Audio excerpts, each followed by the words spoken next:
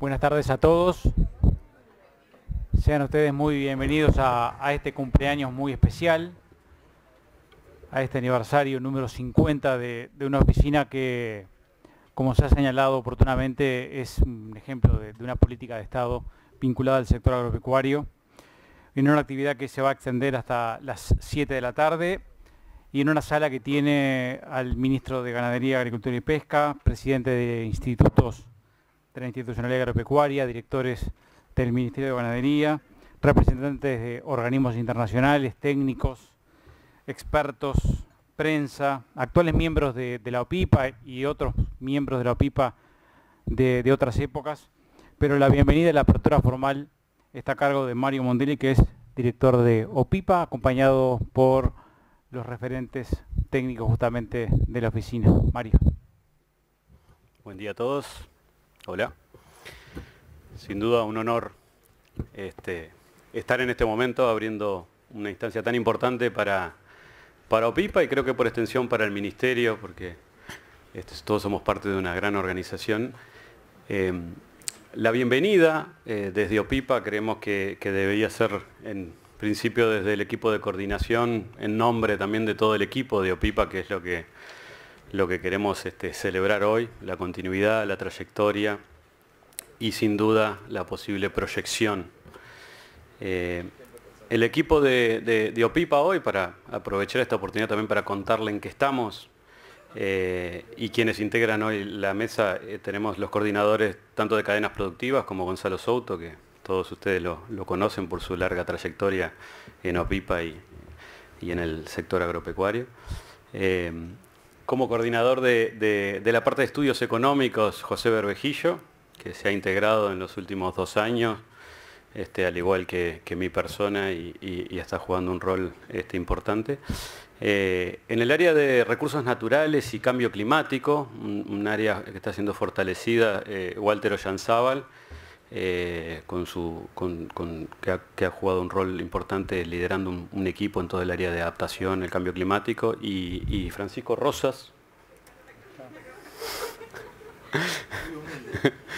muy humilde, que con su formación en economía y recursos naturales ha estado fortaleciendo la parte de economía y recursos naturales. Y bueno, Verónica Durán, que hace tiempo que integra la oficina y hoy tiene roles en lo que es no solamente indicadores económicos, sino evaluación de políticas. Y Adrián Tambler, que oficia de subdirector, pero es quien corre la cancha, digamos, y juega en todo, ataja todos los penales. Está más asignado en la parte de instrumentos transversales que se llevan adelante desde OPIPA. Contarles en esta apertura también un poco en qué estamos, y este equipo de OPIPA de 31 personas hoy, pero que tiene algunas características interesantes a resaltar. Primero, la integración de varias disciplinas, y en los últimos tiempos hemos ido tensionando los límites de la interdisciplinariedad, algo deseado, y creo que lo estamos logrando. No solamente agrónomos, economistas, también algunas áreas más transversales, como lo que es la biología o la ecología, la biotecnología, temas ambientales. Un equipo que además se integra con parte de este equipo, es compartido, son con otras unidades ejecutoras o con otras unidades asesoras, y esto es algo importante para nosotros por tener lazos, jugar articuladamente, y parte del equipo compartido a través de convenios articulados con otras organizaciones de la institución ampliada, un convenio con INIA que celebramos abiertamente el año pasado y que sin duda nos ha permitido fortalecer algunas capacidades, y no solo con INIA, sino también con proyectos en clave institucional y ampliada que nos han permitido fortalecer el equipo. Algunas áreas que hemos fortalecido o que estamos intentando mejorar nuestro desempeño porque tenemos demandas, desafíos.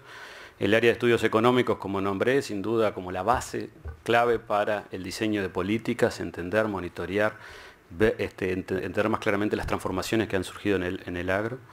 Temas de medio ambiente, cambio climático, evaluación de impacto de políticas como un área que queremos lanzarnos decididamente, y el fortalecimiento de los vínculos con otras organizaciones, con el resto de la institucionalidad ampliada. Eso yo creo que es un poco lo novedoso, lo que podemos compartir de en qué estamos hoy, pero el programa de hoy ya refleja en parte lo que es OPIPA. Tenemos una primera intervención magistral de Caetano dando un contexto histórico para proyectarnos al año 64, cuando se estaba la CIDE en su apogeo y dio origen a un equipo, una institucionalidad en el Ministerio que se llamó OPIPA, y hoy celebramos los 50 años.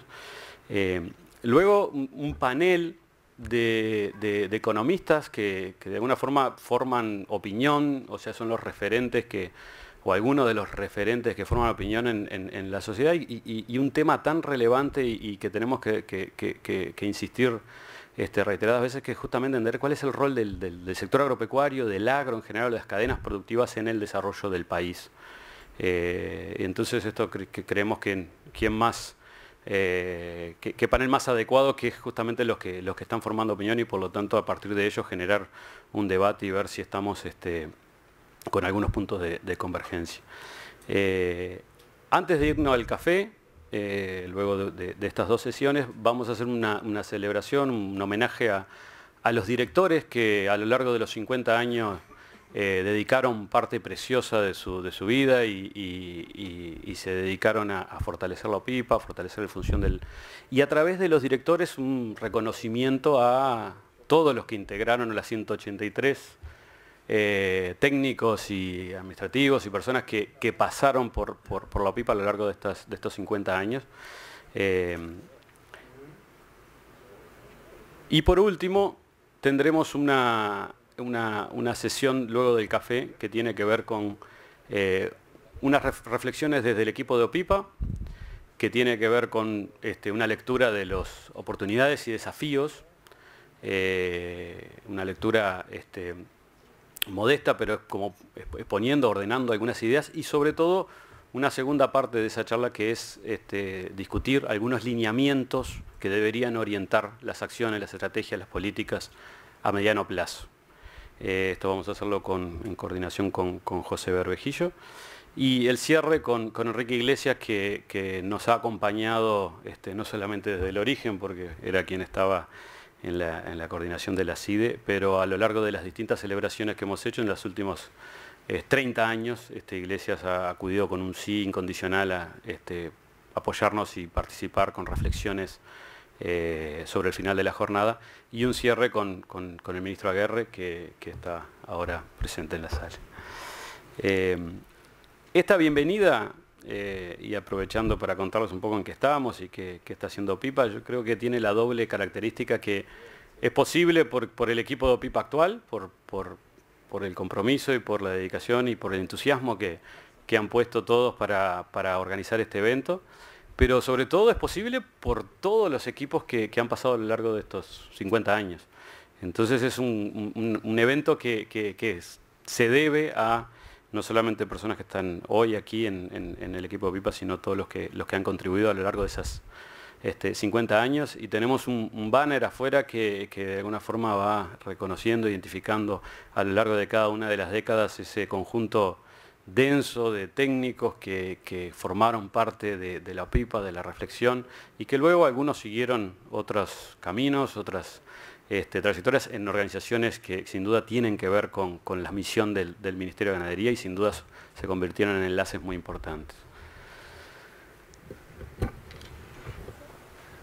Bueno, buenas tardes a todos y muchas gracias por venir. Para nosotros es realmente un placer estar festejando nuevamente años. En realidad festejamos cada 10, porque todos los años sería demasiado. O sea, festejamos los 30, los 40 y ahora los 50. Creo que es una cifra realmente interesante e importante.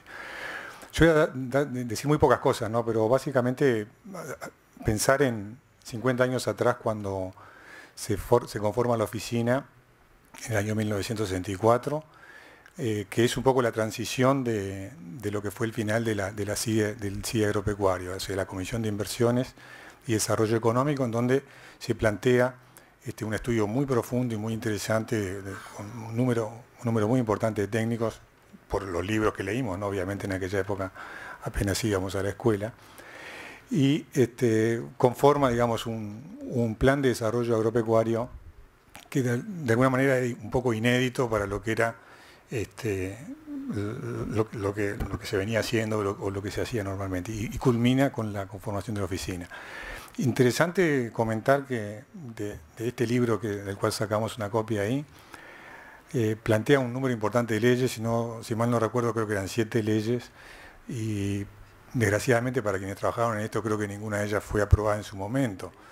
Eso daría un poco la pauta de que, no de que estuvieran mal sin duda, sino de que de repente capaz que el esfuerzo está un poco adelantado a lo que eran los momentos de esos años. Seguramente el profesor Caetano nos podrá ilustrar un poco qué era lo que se pensaba en aquella época y qué era lo que estaba posible de salir en el Parlamento. Acá rescatamos la primera foto, la primera no, una foto del primer equipo de la oficina. Esta foto tiene 50 años. Creo que de los que está ahí no hay ninguno acá. Si mal no recuerdo, bueno, estaba Danilo Astoria, es uno de ellos. Antonio Pérez, creo que fue el que sacó la foto, o no está. Porque leí en una aclaración que había de la foto que faltaban 2 personas, Antonio Pérez y otra persona. Antonio Pérez era el director que está acá con nosotros en este momento. Quizás esté y yo no lo reconozco, ¿no? Pero comentar también que era un poco, la oficina tenía el fuerte apoyo del ministro de la época, que fue Wilson Ferreira Aldunate, que apostó mucho a este tipo, a la oficina y a la capacidad de propuesta de la misma. Desde esa época hasta hoy, sin duda, pasaron muchos años, sin duda, 50, y OPIPA, lo único que quería comentar es que logra mantener una cierta capacidad de propuesta, y tuvo, sin duda, por los vaivenes de los hechos históricos y las situaciones del propio sector y de lo que estaba ocurriendo a nivel nacional e internacional, diferentes momentos, digamos. En algunos momentos tuvo un protagonismo interesante, en otros momentos quizás no tanto, pero sin embargo logra mantener, por lo menos desde nuestro punto de vista, una capacidad de propuesta interesante, siempre un equipo de gente, digamos, en donde se discutían lo que estaba ocurriendo, posibilidades, propuestas, y siempre creo que tuvo, o creo no, sin duda tuvo capacidad de propuesta y fue reconocido incluso por muchos ministerios como una oficina, digamos, estratégica dentro del Ministerio de Ganadería, Agricultura y Pesca.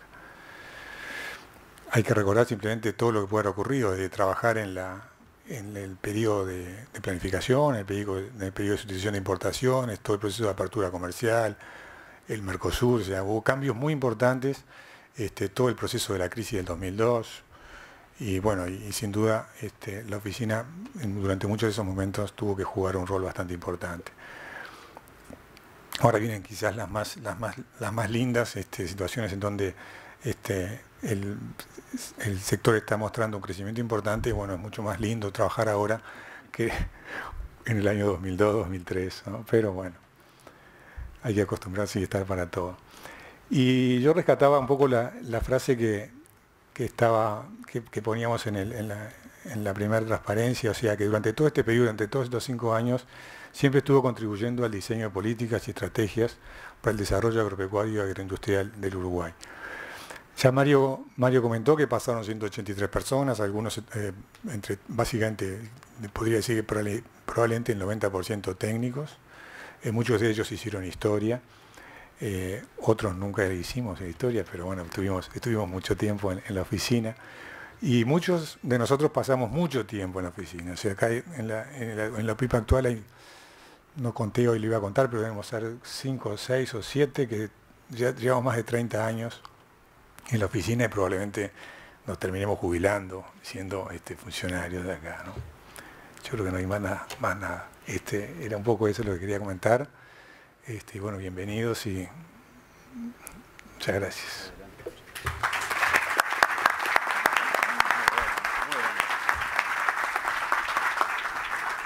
Muchas gracias a todos, y con esta apertura, de algún modo ya fue presentado, Mario lo comentaba, El profesor Gerardo Caetano nos va a ilustrar con el contexto histórico de la creación de esta OPIPA. Si empiezo a leer el currículum de Caetano, seguramente me llevaría más tiempo de la propia charla, o sea que lo voy a hacer muy breve. El profesor Caetano es coordinador académico del Observatorio Político del Instituto de Ciencia Política de la Facultad de Ciencias Sociales de la UDELAR y docente investigador grado 5, integrante del Consejo Académico de la Facultad de Ciencias Sociales de la UDELAR. Profesor.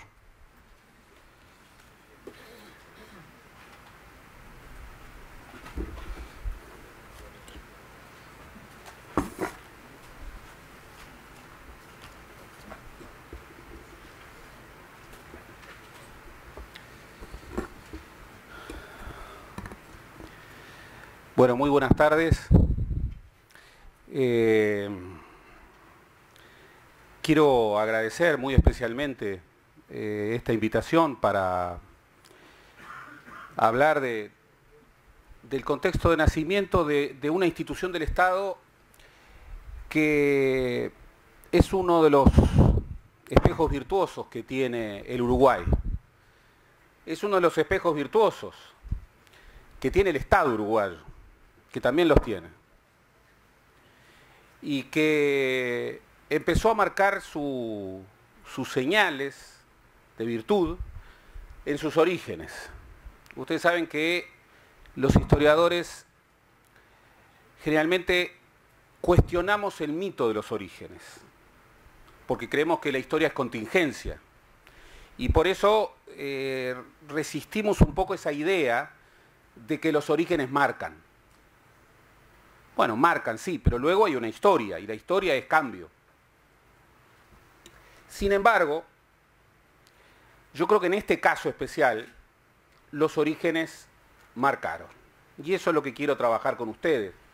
Recordar la marca de los orígenes, que en este caso me parece muy relevante. Ustedes saben que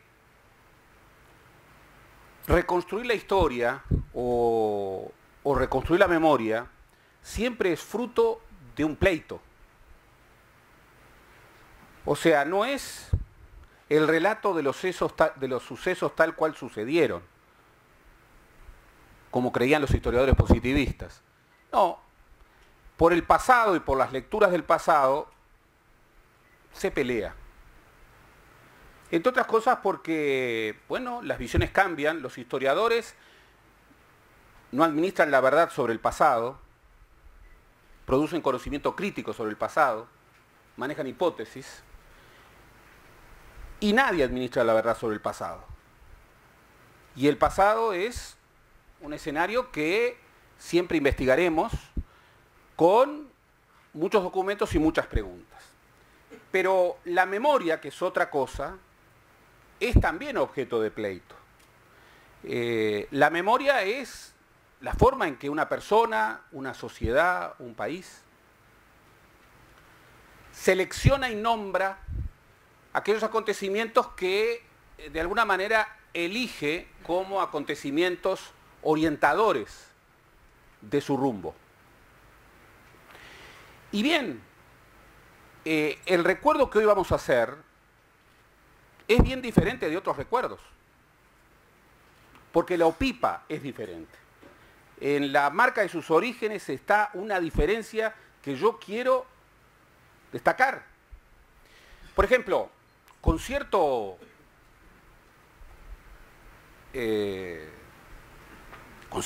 sorpresa, por decirlo lo mínimo, hace unos días me invitaron para conmemorar los 40 años, hagan la cuenta, 1974, ya uno ya tiene una primera señal, los 40 años de una persona y de un ministerio que supuestamente habría transformado la economía del país.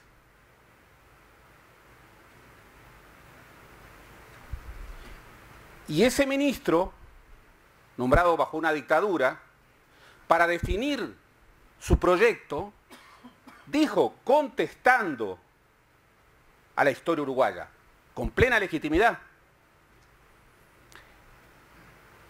para que los pobres sean menos pobres, los ricos tienen que ser más ricos.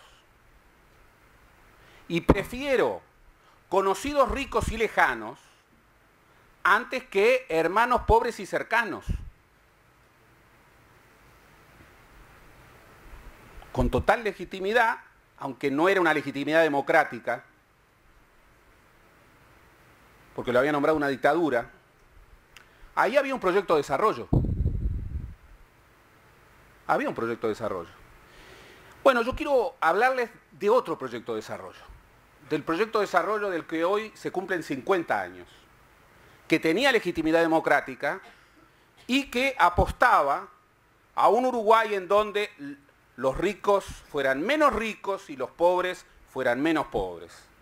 A un Uruguay en donde el desarrollo se construía desde la competitividad y el crecimiento y la innovación y el vínculo virtuoso entre investigación en ciencia y tecnología y producción, pero donde eso no era un factor de desigualdad, sino era un factor de construcción de una comunidad espiritual, que así definía lo que era una nación, un poco el padre de la OPIPA, que es Wilson Ferrer Aldunate, y que es uno de los horcones de la República, pero también uno de los horcones de la OPIPA, de la cual hoy celebramos 50 años.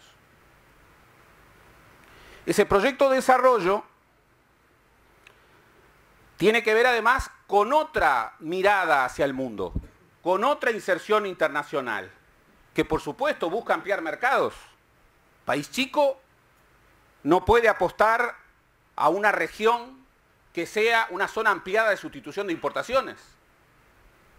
Nuestro regionalismo siempre, siempre ha sido y será regionalismo abierto. No puede ser otro, pero sin olvidar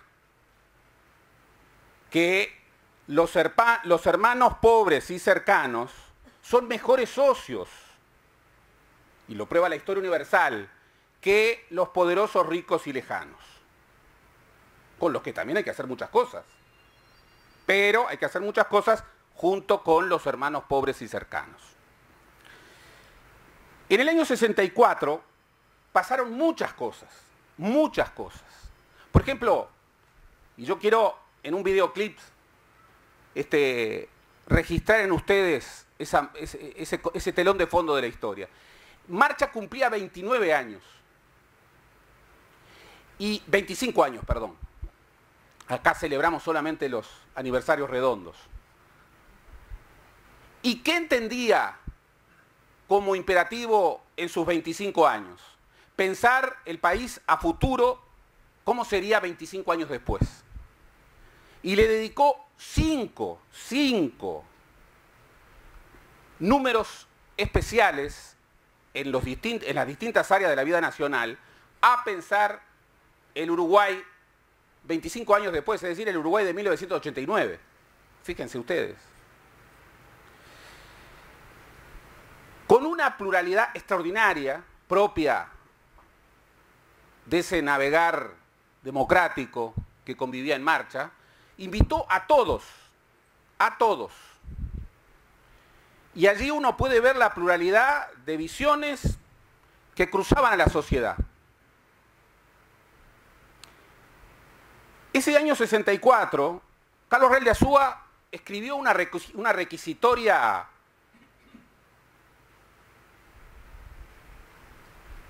muy sabia y muy injusta al mismo tiempo sobre el vallismo. En un libro que nos ha marcado, como El impulso y su freno, 3 décadas de vallismo, pero que tal vez es mucho más un documento de su tiempo que una reconstrucción histórica rigurosa. Tomaba el vallismo como el gran culpable de la crisis del modelo de sustitución de importaciones, al primer vallismo, y lo hacía objeto de, interpelaciones que tenían mucho más que ver con los 60 que con las primeras 3 décadas del siglo. Sin embargo, era un libro cargado de hipótesis. En aquel año 64 se cumplían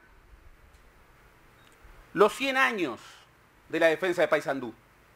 Este año estamos cumpliendo los 150 años de la defensa de Paysandú. Momento dramático de nuestra historia. Real de Azúa también, en el último ejemplar de Marcha de ese año, escribía un famoso texto que se llamaba Las dos defensas de Paysandú. Y terminaba su artículo diciendo que la historia era un cementerio de posibilidades frustradas. También en el año 64, la Estanzuela, la otra niña mimada de Wilson Ferreira, ministro de la época, cumplía sus 50 años. Este año cumplió sus 100 años. Y la mejor manera de celebrar esos 50 años era creando instituciones más ajustadas a lo que eran las necesidades de los años 60, con la creación del Centro de Investigaciones Berger, en homenaje a ese alemán uruguayo que está enterrado en este suelo porque fue un uruguayo ejemplar.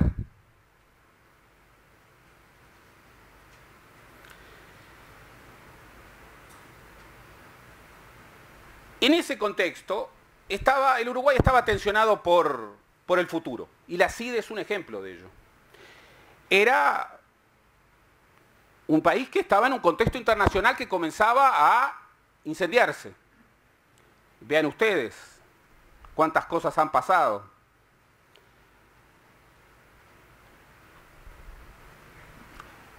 Estados Unidos, en el incidente de Tonkin, se comprometía directamente en la guerra de Vietnam. Un tribunal de Pretoria, en junio, condenaba a cadena perpetua a Mandela. Luther King recibía el Premio Nobel de la Paz. Nikita Khrushchev era depuesto y sustituido por Leonid Brezhnev. En el contexto regional también pasaban cosas importantes. El 31 de marzo se produjo un golpe de Estado en Brasil. El primer golpe de Estado inspirado por la doctrina de la seguridad nacional. ¿Qué tanta influencia tendría luego en la cascada de dictaduras y en sus características? El 4 de noviembre se daba un golpe de Estado más en Bolivia, impulsado por René Barrientos, que sería uno de los dictadores con más años de dictadura. En diciembre fracasaba el operativo de retorno de Perón, que intentaba retornar a la Argentina sin posibilidades de hacerlo. Y en el Uruguay, los uruguayos bregaban y peleaban por encontrar una alternativa de futuro. En el error o en el acierto, pero ese era el núcleo fundamental. Había sido el núcleo fundamental del primer gobierno blanco, del primer colegiado blanco, el de hegemonía herrero-ruralista, que suponía que el futuro del país tenía que estar sustentado por una revolución contra el vallismo, por un giro liberal muy duro en la economía. Y fue así que la reforma monetaria y cambiaria, la firma de la primera carta de intención con el Fondo Monetario Internacional, firmada en el año 60, vean ustedes, Uruguay fue país fundador del Fondo Monetario, pero recién 16 años después firmó la primera carta de intención. Pero el ministro Assini, que fue el ministro de Economía del primer gobierno blanco, fue el que firmó en el año 60 la creación de la CIDE. La creación de esa iniciativa que buscaba, con una gran amplitud, desde un pluralismo democrático afirmado, desde la visión necesaria de que el desarrollo del país pasaba por la articulación entre política, ciencia y tecnología, la necesidad, bueno, en primer lugar, de conocer al país. Vean ustedes, el censo nacional, el primer censo nacional del Uruguay se desarrolló en 1908, presidencia de Williman. El segundo recién va a ser del año 63 y fue uno de los logros de la CIDE. Pasaron 55 años entre un censo y otro. Y eso revelaba un país también. Un país que no entendía del caso cumplir con lo que ya era una normativa internacional, que era la sugerencia de hacer un censo nacional cada 10 años, para conocer al país, para advertir sus cambios, para marcar sus transformaciones. En ese contexto, hay grandes transformaciones embrionarias en la vida política. En el año 62, lo que había sido el giro más impactante de la historia electoral del país, que había sido el triunfo nacionalista en el año 58. Vean ustedes, el Partido Colorado gana en el año 54, sacándole 12 puntos de ventaja al Partido Nacional. En el año 58, el Partido Nacional casi araña la mayoría absoluta de los votos emitidos. Y gana en todos los departamentos, también en Montevideo y Canelones, que eran baluartes colorados, y particularmente vallistas, solamente perdiendo en Artigas. 18 departamentos del Partido Nacional, solo en Artigas ganaba el Partido Colorado. La izquierda votaba menos de 10%, por supuesto, dividida a muerte. En el año 62, ya están los primeros intentos frustrados de unificación de la izquierda. La Unión Popular, desastre electoral del Partido Socialista con el Grupo de Erro. El Fidel, convocatoria frustránea del Partido Comunista a crear un gran frente de izquierda. La transformación de la vieja Unión Cívica en el Partido Demócrata Cristiano, con un cambio de hegemonías al interior del espacio social cristiano. Y hay un gran cambio en lo que tiene que ver con los partidos tradicionales. Por ejemplo, Selmar Michelini rompía con la 15 y creaba la lista 99. Y en el Partido Nacional, bueno, ganaba la VD, a la que se sumaba el herrerismo ortodoxo, la uvedoxia. De esa uvedoxia, como se le llamó en la época, surgió el segundo colegiado blanco, que tuvo una orientación azarosa, pero que tuvo dos ministerios, entre otros, pero dos ministerios particularmente, orientados en una perspectiva claramente desarrollista, claramente articulada con el pensamiento cepalino por entonces predominante. Esos dos ministerios fueron el Ministerio de Ganadería y Agricultura, cuyo titular era Wilson Ferreira Aldunate, y el Ministerio de lo que entonces se llamaba Instrucción Pública, cuyo titular era el profesor Juan Pibel Devoto. No casualmente, los dos grandes núcleos, las dos grandes usinas de reflexión más consistentes de la CIDE fueron el CIDE agropecuario y el CIDE educativo. Entre otras cosas porque encontraron en el ministerio del segundo colegiado blanco, bueno, aspectos absolutamente, un liderazgo que consolidó esos aspectos sustantivamente alternativos a lo que había sido la hegemonía herrerista dentro del Partido Nacional durante mucho tiempo. Hay muchos testimonios que hablan de la experiencia de la CIDE, pero a la UPIPA hay que inscribirla, a los orígenes de la UPIPA hay que inscribirlos allí, en un país en búsqueda, donde incluso algunos ya, bueno, perdían la fe en el arbitraje electoral y buscaban alternativas violentistas. Se desarrollaba la acción del Grupo Coordinador, que está en los orígenes de la emergencia del Movimiento de Liberación Nacional, pero también en la derecha había quienes, desde los años 50, ya habían perdido su fe en la vía democrática y en articulaciones de civiles y militares buscaban conformar una alternativa de derecha antiliberal, antidemocrática, ultranacionalista. Muchas veces asociando a grupos paramilitares, que fueron los que tajearon una esvástica en las piernas de Soledad Barret, o las que cometieron decenas de atentados antisemitas antes de que el MLN existiera. O aquellos grupos que dentro del ejército conformaban los nidos militaristas, liderados por el general Óscar Mario Garrondo, que no casualmente en el año 64 fundaría la logia Tenientes de Artigas. En el ejército habían dos grandes liderazgos, un liderazgo ultranacionalista, golpista, que era el de Óscar Mario Garrondo, y un liderazgo constitucionalista, vallista, que era el liderazgo del general Líber Sereñi.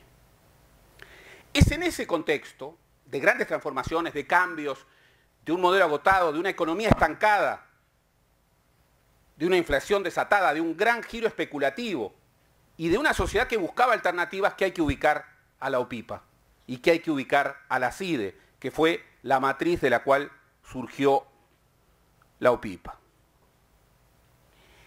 La introducción del pensamiento cepalino y desarrollista en el Uruguay no se había producido de golpe. Ya la Facultad de Ciencias Económicas en los años 50, y particularmente algunos de sus profesores, como Faropa, como el muy joven Enrique Iglesias. Vean ustedes, Enrique Iglesias es esas historias de vida virtuosas que definieron al mejor Uruguay, al que tenemos que volver, distinto, pero con esa misma inspiración. Hijo de inmigrantes asturianos, hijo de comerciantes de barrio popular, pudo a través del estudio constituirse, como se ha dicho, tal vez en el uruguayo más importante de los últimos 50 años. Secretario general de la CEPAL, gerente de banco a los 20 años, presidente de la CIDE a los 30 años, propuesto para ser ministro de Economía por Herrera en el año 58, antes de morir, no lo podía hacer. Luego, primer presidente del Banco Central en el año 67. Años después, presidente del Banco Interamericano de Desarrollo, secretario general iberoamericano. Bueno, esa historia virtuosa nació de padres inmigrantes que tenían un pequeño almacén en un barrio popular de Montevideo. Fue en esa historia de una facultad en donde todavía se daban esos ejemplos, en un país en donde todavía en los pupitres de la escuela y del liceo los hijos de los pobres y los hijos de los ricos se encontraban, en un país que llegó a tener, de acuerdo a reconstrucciones, un coeficiente de Gini de 0.28 en los años 50, más concretamente en el año 57, una tasa que hoy podemos registrar como la tasa promedial de las sociedades nórdicas, que han sido las que más se han acercado a un nivel de igualdad en materia de distribución del ingreso. En ese contexto, golpeado por la crisis, golpeado por el agotamiento de una pauta de desarrollo, golpeado por el estancamiento económico, por el reconocimiento de que el mundo ya desde la posguerra, desde la segunda posguerra, había cambiado, y había cambiado en contra de los intereses del país, y que había que reencontrar nuevas reinserciones internacionales, y que había que encontrar una nueva manera de concebir un Estado agotado. Fue en ese contexto que ya en los años 50 comenzó a incorporarse el pensamiento desarrollista, el pensamiento de la CEPAL. Y en el Uruguay, bueno, hubo una actividad académica que involucró con mucho compromiso a jóvenes economistas. Entonces lo eran Danilo Astori, Alberto Curiel y tantos otros que estuvieron en la experiencia de la CIDE.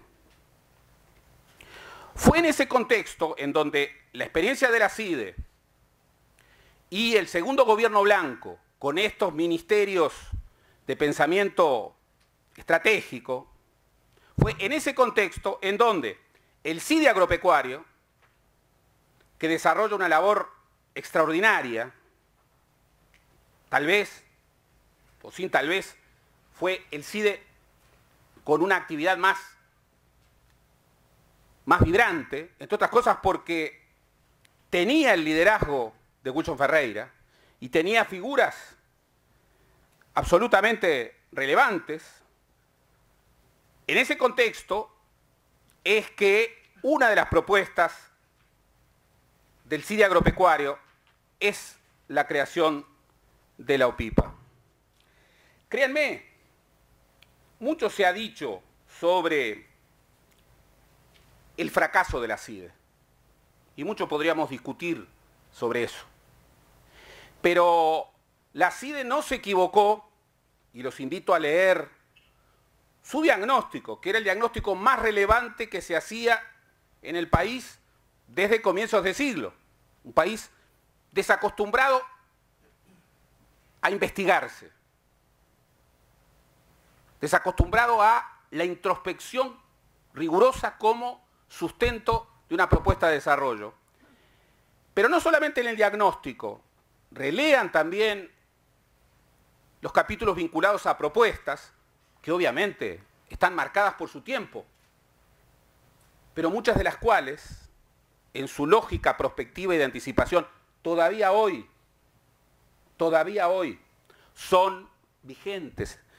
Algunas de ellas es muy sorprendente. Los convoco a que lean las propuestas del CIDE educativo y verán muchas propuestas que están en el Plan Nacional de Educación 2010-2030 y que todavía están incumplidas.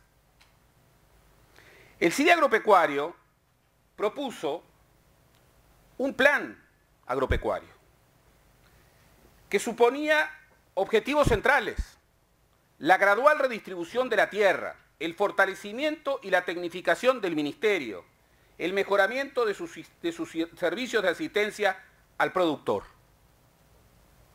No era una lógica tecnocrática, era una lógica profundamente política.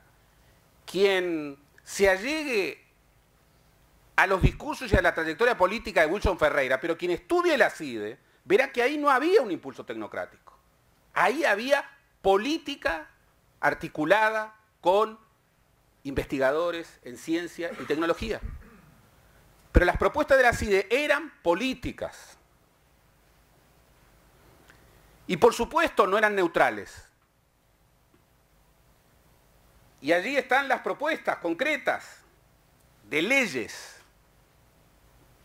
que no se aprobaron.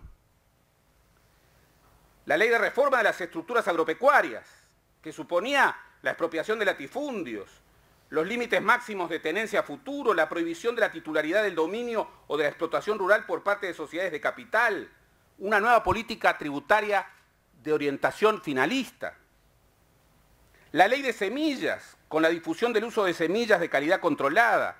La ley forestal, con el objetivo de estimular la forestación por medio de exenciones fiscales y de créditos especiales. La ley de conservación de suelos y aguas, con medidas de combate a la erosión y de racionalización del manejo del agua. La ley de fertilizantes, con la regulación de la producción, comercialización, importación y exportación de fertilizantes, buscando incentivar su empleo por los productores agropecuarios. La ley de cooperativas, regulaciones y estímulos al cooperativismo en el agro. La ley de procedimientos y sanciones, ordenar y unificar el régimen de comercialización de la producción agropecuaria. Era un plan que apostaba a un desarrollo distinto. No era más de lo mismo. No era más de lo mismo respecto al primer colegiado blanco, pero tampoco era más de lo mismo respecto a las propuestas del vallismo luisista de los 40 y los 50. Estaba incorporada con las ideas de su tiempo. Ahí está la CEPAL, ahí está el planteo desarrollista, ahí está incluso la reconstrucción de propuestas muy concretas ajustadas a una coyuntura del país. Pero ahí había un gran impulso de transformación. Fue en ese contexto que el ministro de la época, Wilson Ferreira Aldunate, impulsando esta visión alternativa, en el Congreso Rural de 1963, en un gran discurso que todavía hoy nos puede llegar a conmover en su inspiración. Por supuesto que no estoy hablando, no le estaría diciendo al ministro Aguerre que hay que leer ese documento para hacer lo que ese documento decía que había que hacer en el año 64, en el año 2014. Solamente alguien muy poco inteligente puede suponer eso. Lo que sí le diría al ministro Aguerre es que allí está la inspiración de muchas cosas distintas, pero parecidas, que hay que hacer hoy. Y yo sé que él estaría de acuerdo conmigo. En ese discurso, cargado de futuro, Wilson Ferreira anunciaba la creación de la OPIPA. Y hablaba de su otro amor, de la estanzuela. Y hablaba de la necesidad de articular producción y transformación en ciencia y tecnología. Y hablaba de la necesidad de cambiar la estructura de tenencia de la tierra. Y hablaba contra el latifundio. Ese discurso, en el Congreso Rural, como tantas veces se ha dicho, cosechó muchos más silbidos que aplausos. Muy pocos aplausos. Muy pocos aplausos. Y muchos silbidos. Allí estaba la propuesta de la creación de la OPIPA. Y allí Wilson Ferreira señalaba al final, esta tarea de transformar al sector agropecuario no puede ser solamente de un gobierno, de un partido. Ella exige concitar tras de sí un gran alelo nacional, por encima de partidos o sectores. Nunca he creído en la necesidad de proclamar treguas públicas y políticas, que los partidos continúen con su enfrentamiento y su lucha sin desmayo. Esa es su misión. Pero que recuerden todos el deber de mantener una lucha dentro de su ámbito legítimo. Que todos, nosotros inclusive, comprendamos que por encima de nuestra querella cotidiana debe quedar todo aquello que compromete sagrados intereses del país. Y allí en ese discurso recordaba, actualmente el 75% de las explotaciones rurales abarcan menos de 100 hectáreas, pero comprenden solamente el 8,5% de la tierra total.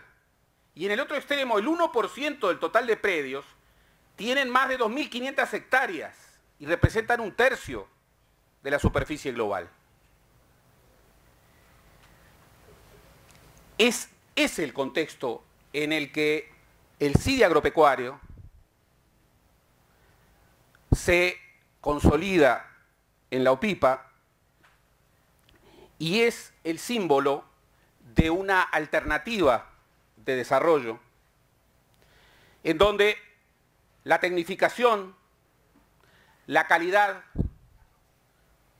el vínculo virtuoso entre un Estado con científicos, el compromiso de la academia y de los intelectuales articulado con un compromiso político que iba más allá de fronteras, se orientaba. Y esta ley de transformación de las estructuras territoriales del país no salió en el Parlamento, porque casi todo el Partido Colorado, menos la 99 de Selmar Michelini, la rechazó. Porque buena parte de la izquierda, particularmente el Partido Comunista, la rechazó. Y porque buena parte del Partido Nacional, incluso de su propio sector, de la Ubedoxia, la rechazó.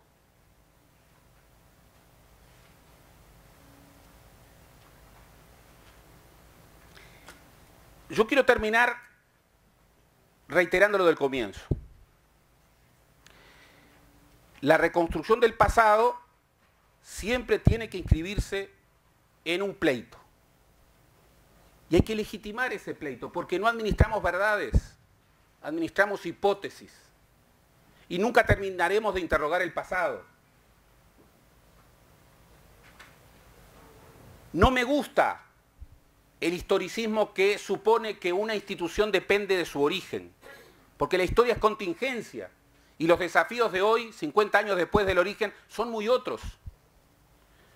Pero la hipótesis que yo les quiero transmitir con mucha convicción y por qué no decirlo con pasión, es que la marca de los orígenes de aquellos hombres que hicieron posible la OPIPA sigue viva 50 años después.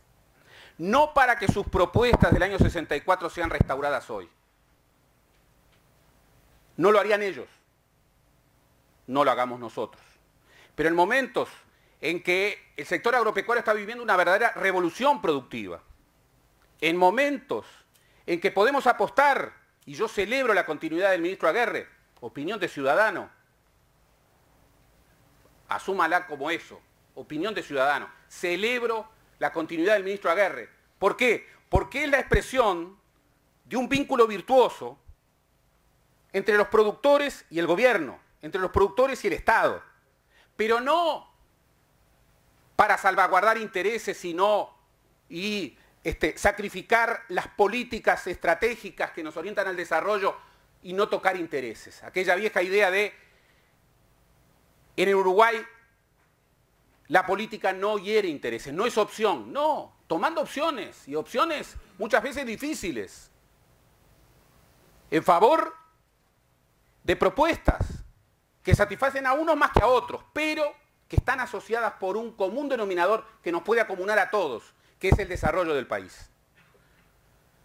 Hoy, en medio de esta revolución agropecuaria, el país vive su 11º año de crecimiento económico. Está viviendo la evolución virtuosa de indicadores sociales claves. Pobreza, indigencia, pero también bajar la desigualdad. El Uruguay, en su esencia, es un país que no acepta abatir la pobreza sin bajar la desigualdad. Acá el problema de la pobreza siempre ha sido mayoritariamente asumido como que el problema de la pobreza es también el problema de la desigualdad. Y eso tiene que ver con la tierra y tiene que ver sobre todo cuando estamos a un año del bicentenario del reglamento agrario, que también nos vuelve a marcar con otros orígenes. ¿Saben una cosa?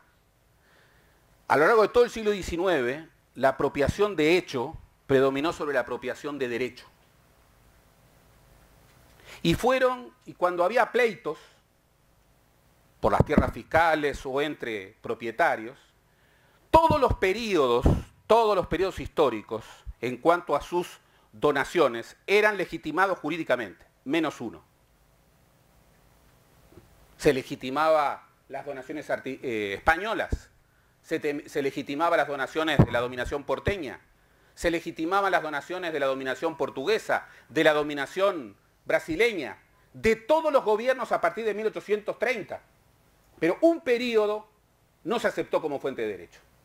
¿Saben cuál? El periodo de vigencia del reglamento agrario artiguista. ¿Y saben cuál era el fundamento que una y otra vez se refería? Que Artigas era el fundador de la nacionalidad, pero en su política agraria había tomado como base, lo cual era equivocado, no se había leído bien el reglamento, la política de la confiscación. Y eso hería las reglas de juego del sistema. Entonces, recordando estos fracasos cargados de futuro,